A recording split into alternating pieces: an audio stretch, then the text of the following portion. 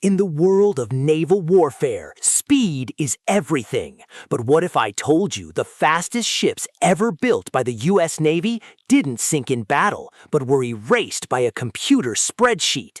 Meet the hydrofoils, monsters of the sea that didn't just sail, they literally flew. For decades, engineers dreamed of lifting massive hulls out of the water to eliminate drag, and they finally did it. But this revolutionary technology came with a terrifying price. Today, we uncover the rise and the suspicious fall of the fleet that was too fast for its own good. How do you make a 250-ton warship fly? It's pure aviation. Hydrofoils use underwater wings called foils. As the ship accelerates, these wings generate lift, pushing the entire hull above the waves. The Pegasus class was the masterpiece of this era. Imagine being part of a tiny crew of 21, strapped into aircraft-style seats with seatbelts because the vibrations at 50 knots were bone-jarring.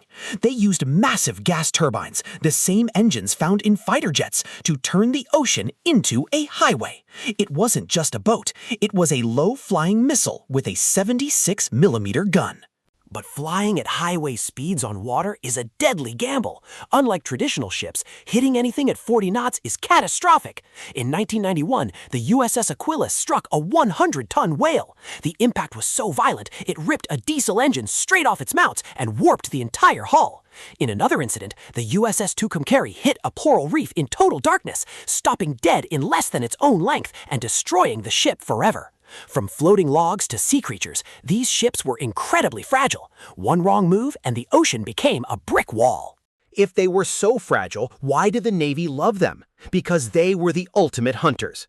During the 80s war on drugs, these ships were stationed in Key West. They were so fast that no cartel boat could outrun them.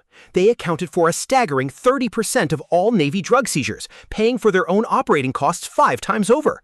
They had a legendary tactic. They would sprint ahead of a smuggler's boat at max speed, then suddenly cut the engines. The massive 250-ton hull would slam back into the water, creating a tidal wave that would literally swamp or flip the criminal's boat. They were unstoppable. So, if they were capturing billions in drugs and winning, why were they scrapped with half their life remaining? The answer is heartbreaking. Microsoft Excel. In the 90s, Congress capped the Navy at 350 ships.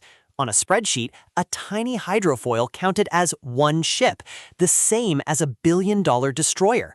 The Navy brass, who felt chasing smugglers was beneath their dignity, chose to sacrifice the fast hydrofoils to keep their quota for bigger, more expensive ships. The fastest fleet in history wasn't defeated by an enemy, it was deleted by a technicality. A tragic end for the ships that touched the sky while sailing the sea.